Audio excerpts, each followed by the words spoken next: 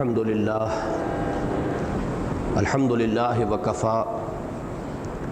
والصلاة والسلام علی عباده الذین اصطفى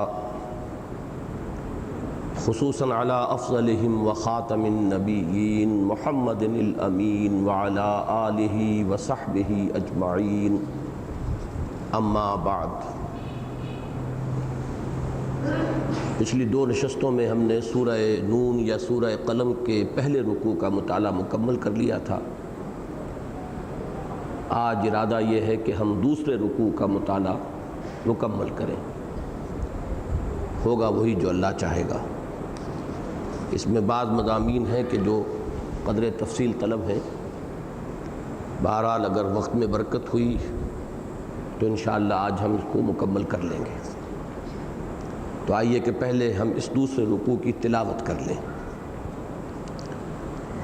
اعوذ باللہ من الشیطان الرجیم، بسم اللہ الرحمن الرحیم۔ ان للمتقین عند ربهم جنات النعیم افنجعل المسلمین کالمجرمین ما لکم کیف تحکمون ام لکم کتاب فیہ تدرسون ان لکم فیہ لما تخیرون ام لکم ایمان علینا بالغۃ الی یوم القیامہ ان لکم لما تحکمون سلہم ایہم بذالک زعیم ام لہم شرکاء فلیأتوا بشرکائہم ان کانوا صادقین یوم یکشف عن ساق ویدعون الی السجود فلا یستطیعون خاشعۃ ابصارهم ترہقهم ذلہ وقد كانوا يدعون الی السجود وهم سالمون فذرنی ومن یکذب بہذا الحدیث سنستدرجهم من حیث لا یعلمون واملی لهم ان کیدی متین ام تسألهم اجرا فهم من مغرم مثقلون ام عندهم الغیب فهم یکتبون فاصبر لحکم ربک ولا تکن کصاحب الحوت اذ نادى وهو مکظوم لولا ان تدارکہ نعمة من ربہ لنبذ بالعراء وهو مذموم فاجتباہ ربہ فجعلہ من الصالحین وَإِن يَكَادُ الَّذِينَ كَفَرُوا لَيُزْلِقُونَكَ بِأَبْصَارِهِمْ لَمَّا سَمِعُوا الذِّكْرَ وَيَقُولُونَ إِنَّهُ لَمَجْنُونٌ وَمَا هُوَ إِلَّا ذِكْرٌ لِّلْعَالَمِينَ صدق اللہ العظیم۔ رب اشرح لي صدری ویسر لي امری واحلل عقدۃ من لسانی یفقہوا قولی۔ اللہم ربنا الہمنا رشدنا واعذنا من شرور انفسنا۔ اللہم ارنا الحق حقا وارزقنا اتباعہ وارنا الباطل باطلا وارزقنا اجتنابہ، آمین یا رب العالمین۔ سورہ نون یا سورہ قلم کے اس دوسرے رکوع کے مضامین کو سمجھنے کے لیے چند باتیں تمہیدی گوش گزار کرنی ہیں۔ پہلی نمایاں بات جو اس سورہ مبارکہ کی تلاوت کے ذریعے سے خود بخود سامنے آتی ہے وہ یہ ہے کہ اس میں سٹائل 3-4 مرتبہ بدلا ہے۔ پہلے رکوع میں 3 سٹائل آپ کو ملیں گے۔ ابتدا میں بڑا دھیما انداز ہے، دلجوئی کا انداز ہے، 7 آیات چونکہ حضور سے خطاب ہے اور حضور کی دلجوئی اور تسلی کرنا مقصود ہے، جس پر ہم تفصیلاً غور کر چکے ہیں، لہذا وہ بڑا دھیما انداز، سمجھانے کا انداز، تسلی دینے کا انداز، دلجوئی کا انداز ہے۔ اس کے بعد آیت نمبر 8 سے شروع ہو کر اور آیت نمبر 16 تک یہ 9 آیات، ان میں بڑی تیزی اور تندی، اظہار غضب،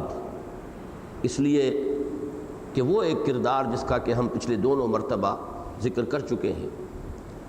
کہ حضور کے مخالفین میں 3 قسم کے کردار تھے۔ ایک تو انتہائی ہر اعتبار سے خیر سے خالی، ابو لہب اس کا ایک نمایاں اس کی علامت، ایک وہ کہ جس کے اندر کچھ نہ کچھ خیر کے پہلو تھے، جرأت بھی تھی، جسارت بھی تھی، بہادری بھی تھی، بخل بھی نہیں تھا۔ وہ مخالفت تو کر رہا تھا لیکن یہ کہ علی الاعلان، ڈنکے کی چوٹ، حملہ آور ہو رہا تھا تو سامنے سے۔ اس کردار کا کی نمایاں مثال جو ہے وہ ابو جہل ہے۔ ایک درمیان میں کردار تھا اور اس پر اللہ تعالیٰ کا غضب سب سے زیادہ بھڑکا ہے قرآن مجید میں۔ یہ ہے ایک مصالحت آمیز انداز، جس کو میں نے پہلے تعبیر کیا تھا کہ میٹھی چھری سے جسے ہم محاورتاً تعبیر کرتے ہیں، یا گڑ دے کر مارنے کی کوشش، کہ کچھ مصالحت ہو جائے، اور وہ جو ایک شدید ترین امتحان سے ہم دوچار ہو گئے ہیں کہ حق سامنے آ گیا ہے، قبول کرتے ہیں تو طرح طرح کے مصائب سامنے آتے ہیں، اپنی مصلحتیں جو ہیں وہ مانے ہیں اس حق کو قبول کرنے میں، نہیں کرتے ہیں تو اندر سے دل جو ہے بلامت کرتا ہے، ضمیر کاٹتا ہے۔ تو اس سے بچاؤ کی کوئی شکل ہو جائے، یعنی میں نے عرض کیا تھا یہ منافقانہ کردار ہے اور یہ مصالحانہ انداز اختیار کرتا ہے۔ وہ جو ایک قانونی ایمان کی سرحد تھی، اس کے جو ادھر رہ گئے وہ کافر تھے، لیکن گویا کہ انہیں ہم یہ کہیں گے کہ کافروں میں سے، مخالفین میں سے جو اس کردار کے حامل تھے وہ گویا کفر کے منافق تھے، اور جو کسی سبب سے اس پالے کو کراس کرائے، ادھر آ گئے، وہ مسلمانوں کے منافق تھے، مسلمانوں میں منافق تھے، جن کا دعویٰ یہ تھا کہ انما نحن مصلحون، ہم تو مصالحت کرنا چاہتے ہیں، اصلاح کرنا چاہتے ہیں، خام خواہ دنگا فساد اور خام خواہ یہ زیادہ اپنے موقف کے اوپر بہت ہی زیادہ تشدد جو ہے، اس کا کیا حاصل ہے؟ تو یہ کردار ہے، اس پر اللہ کا غضب بھڑکا ہے ان آیات میں جو ہم پڑھ چکے ہیں۔ تو یہ دوسرا حصہ جو ہے سورہ مبارکہ کے پہلے رکوع کا، اس کا انداز جو ہے بڑا غضبناک انداز تھا۔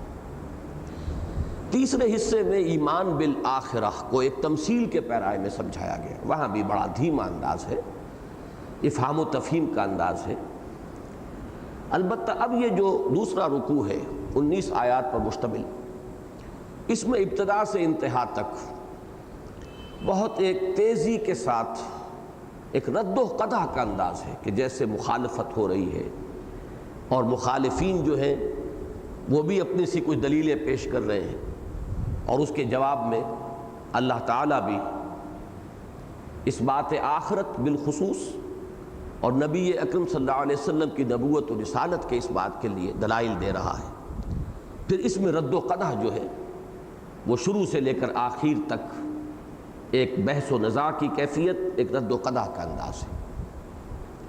دوسری تمہید یہ کہ جیسا کہ میں نے عرض کیا تھا، یہ چار جو ابتدائی صورتیں ہیں، ابتدائی اس معنی میں کہ ان کے شروع میں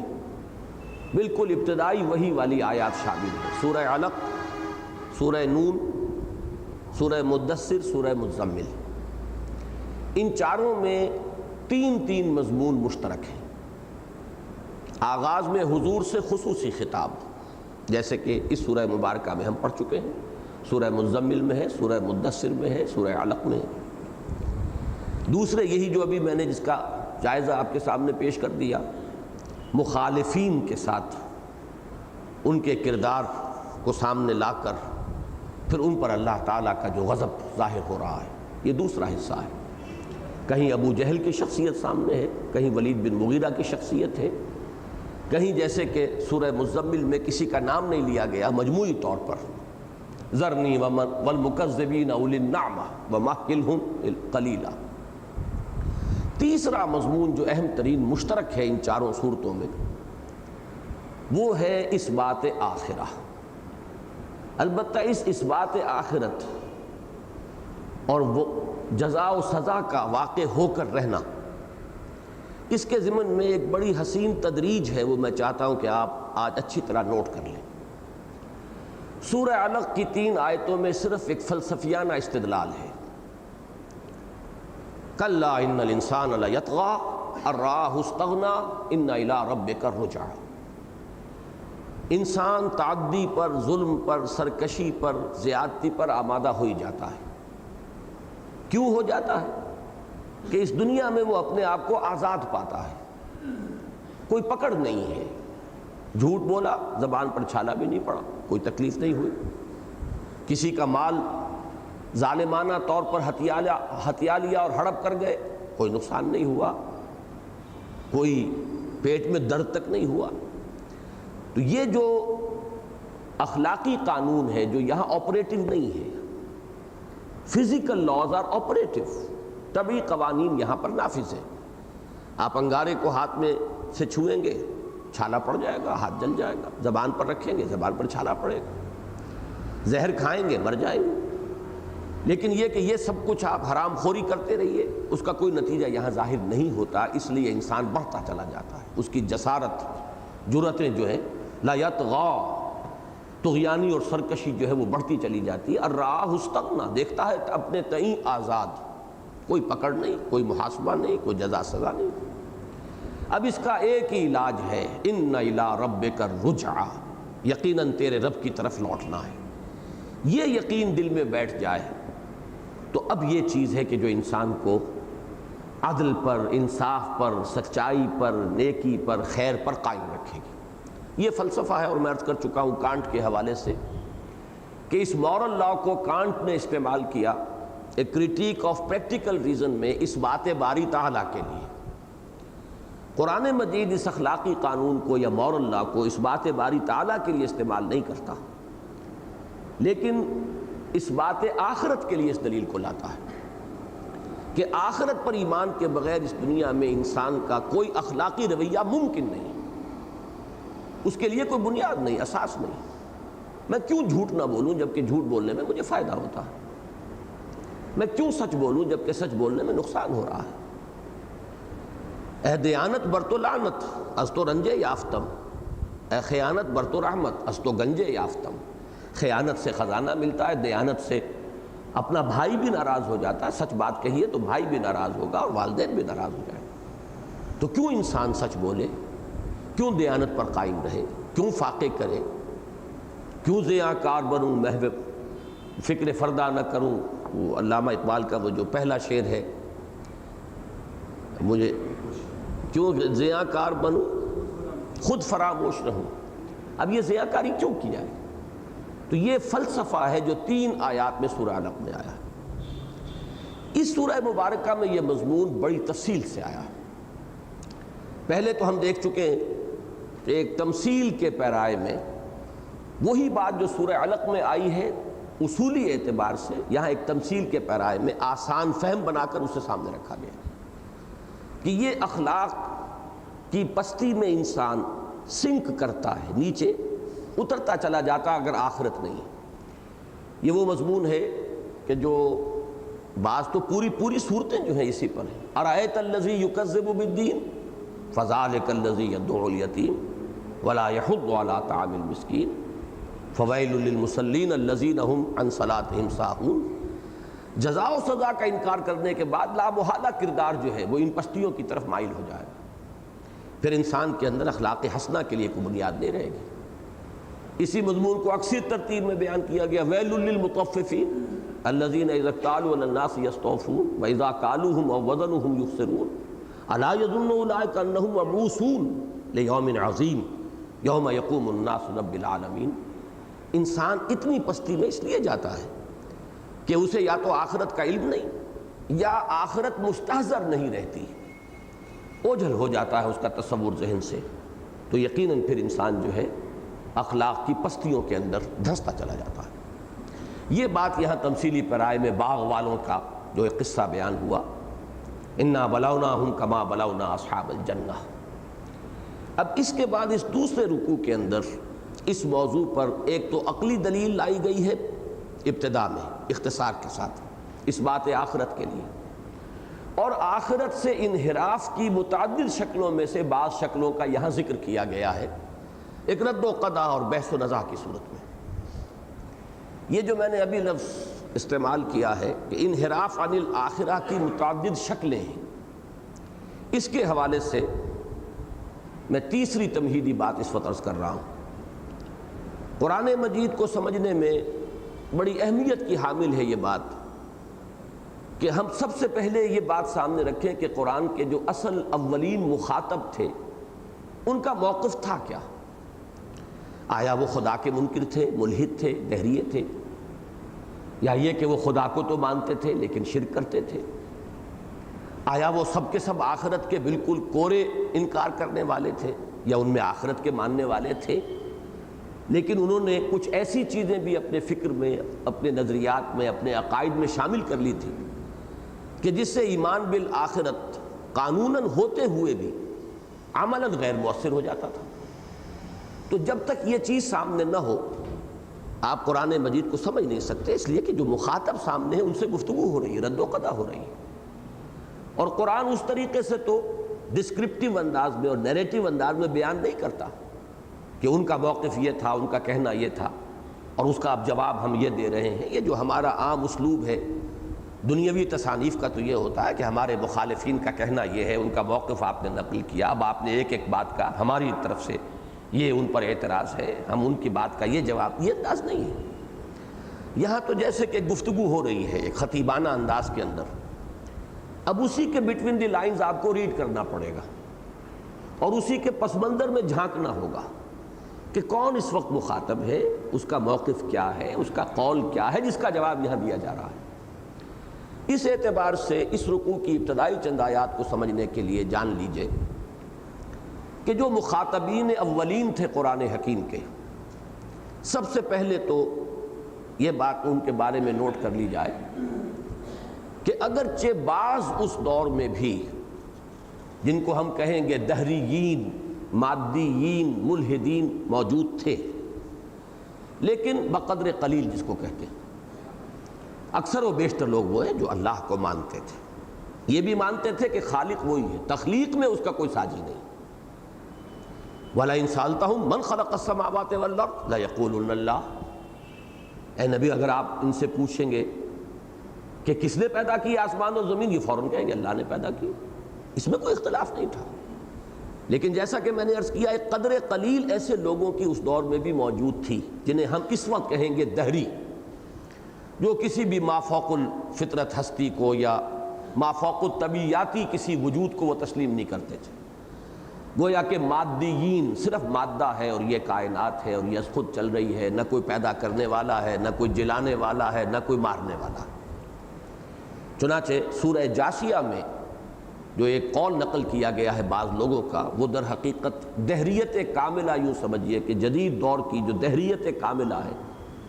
اس کے پورے فلسفے کو ایک آیت میں سمو لیا گیا۔ یہ سورہ جاشیہ کی آیت نمبر 34 ہے، وَقَالُوا مَا هِيَ إِلَّا حَيَاتُنَا الدُّنْيَا نَمُوتُ وَنَحْيَا وَمَا يُهْلِكُنَا إِلَّا الدَّهْرُ، اور انہوں نے یہ کہا یا وہ یہ کہتے ہیں کہ نہیں ہے کوئی زندگی ہماری سوائے اس دنیا کی زندگی کے، اس میں تو آخرت کا انکار آ گیا۔ نموت و نحیا، ہم خود ہی مرتے ہیں، خود ہی جیتے ہیں، کوئی ہمارا مارنے والا، جلانے والا، کوئی اور کوئی شخصیت، کوئی ہستی نہیں۔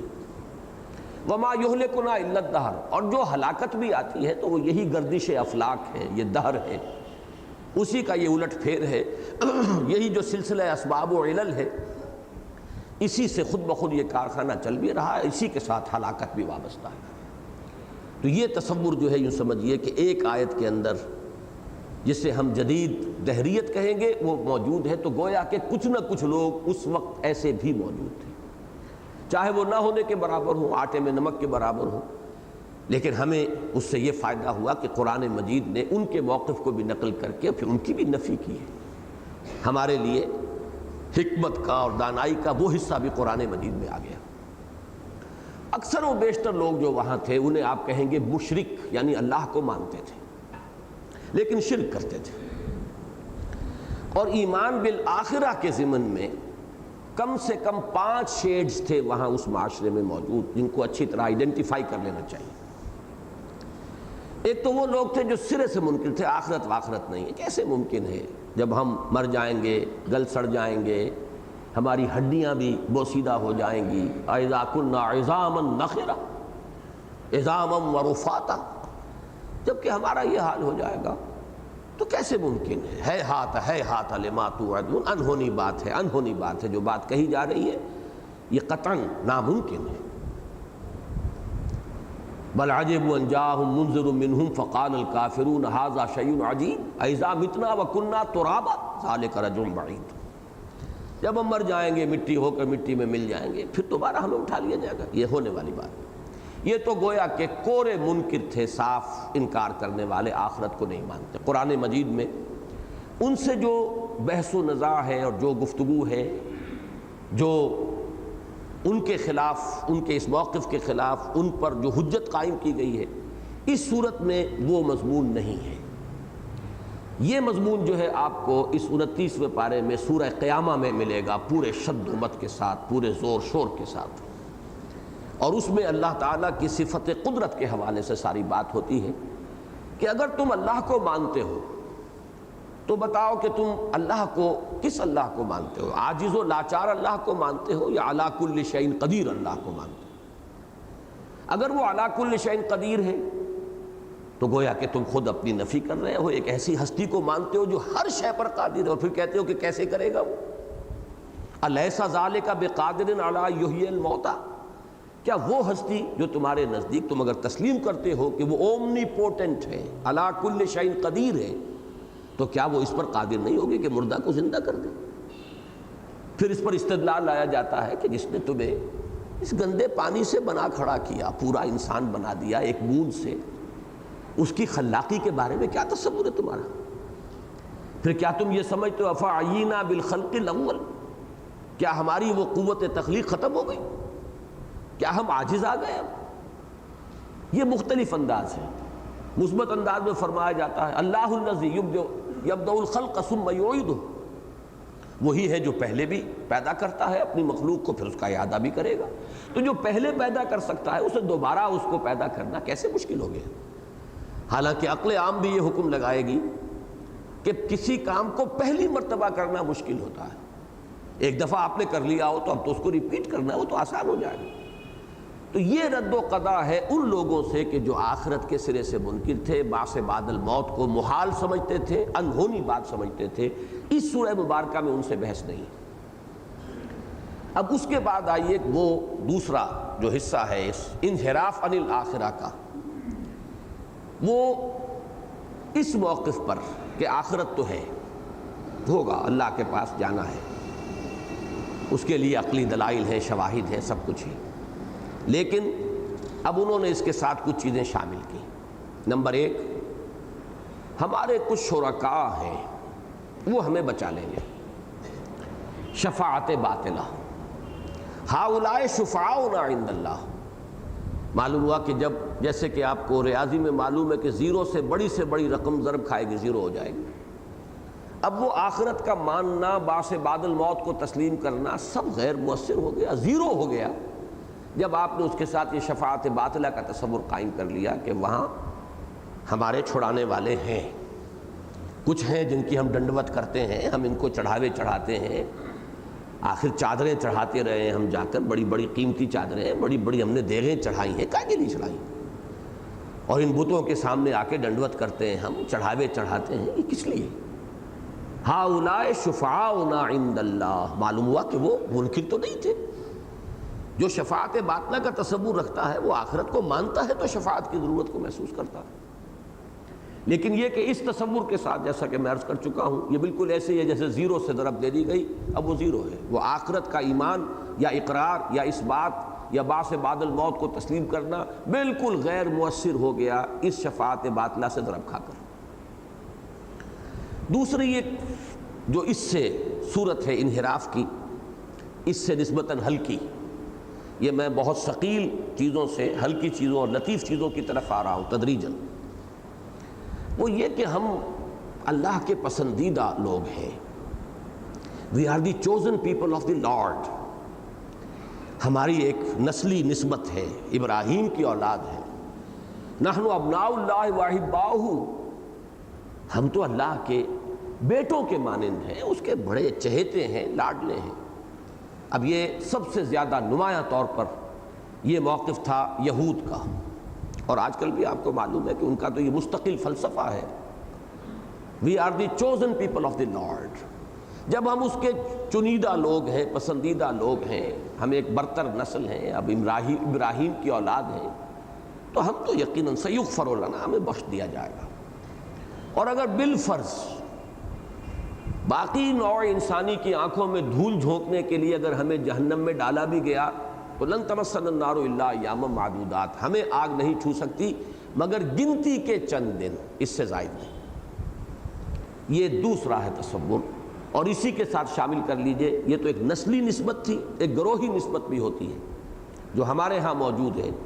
جو کچھ بھی ہے لیکن تیرے محبوب کی امت میں ہے، امت مرحومہ۔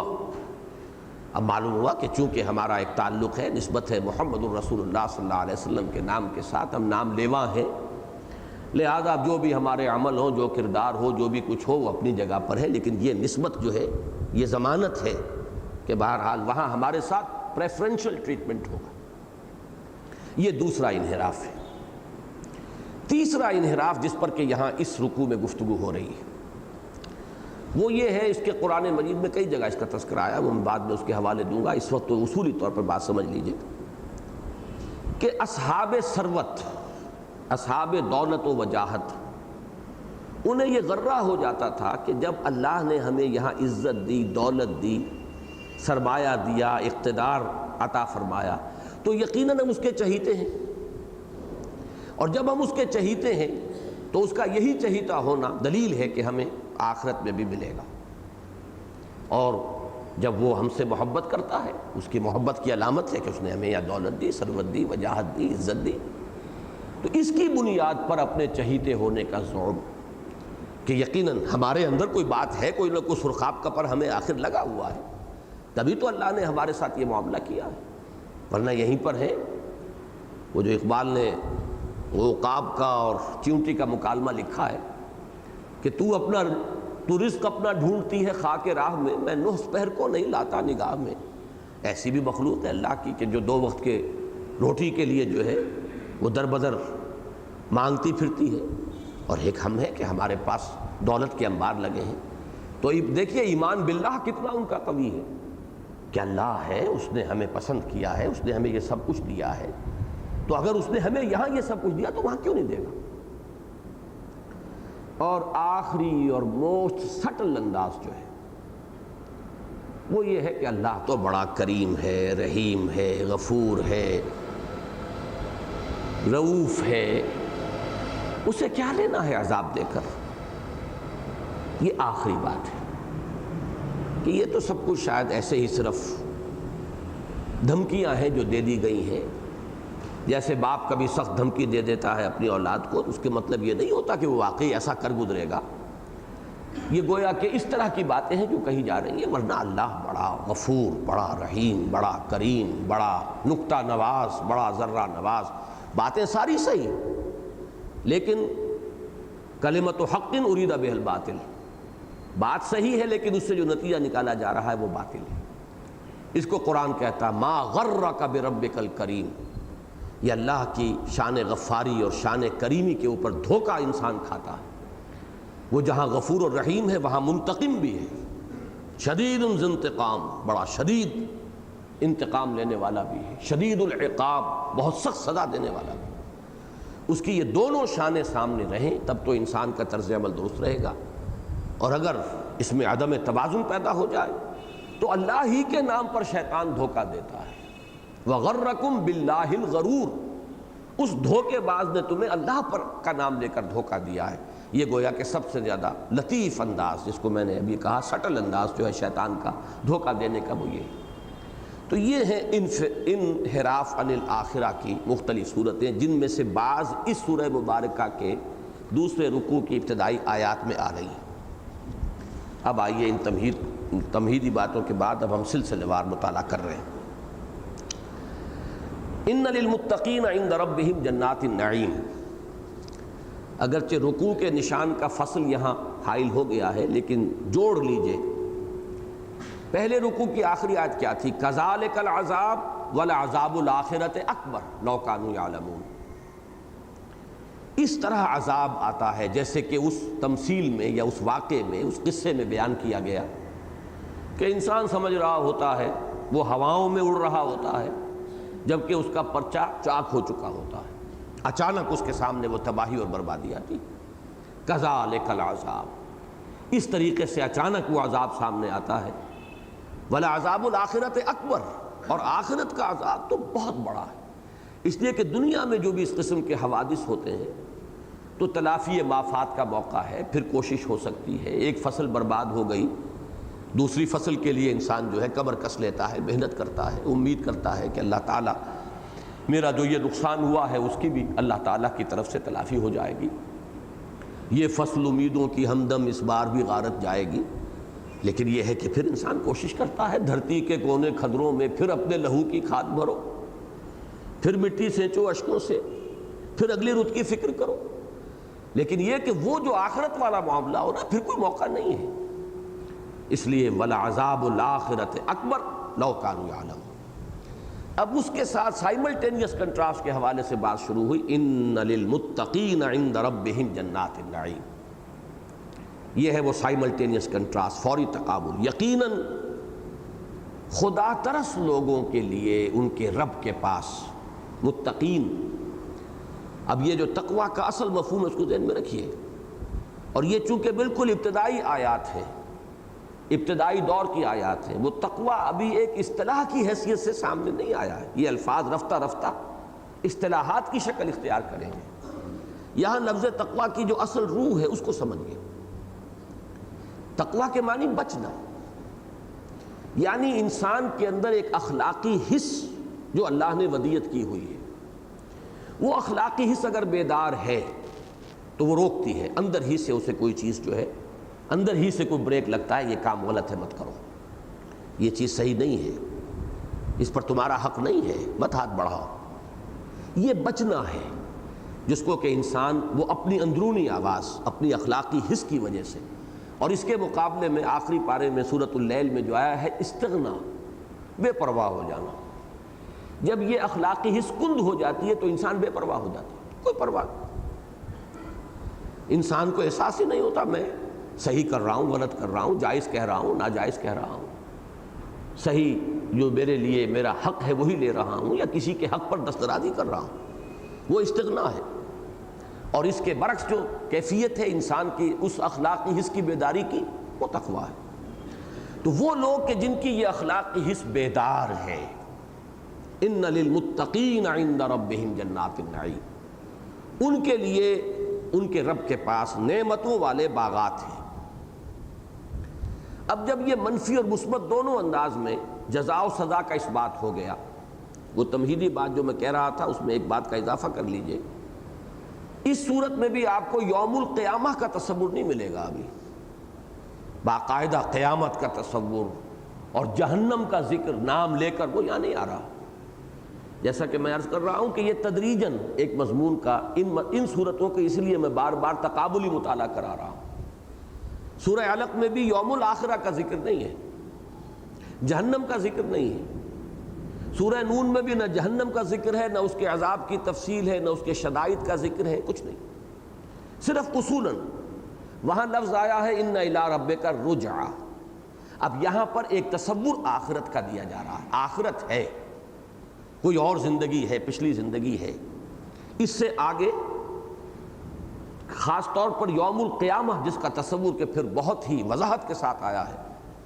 سورہ مزمل میں بھی ہے، سورہ مدثر میں ہے، یوم یجعل الولدان شیبا السماء منفطر بہ، اس کا ذکر جو ہے سورہ مزمل میں آپ کو ملا ہے، سورہ مدثر میں آئے گا فاذا نفخ فی الصور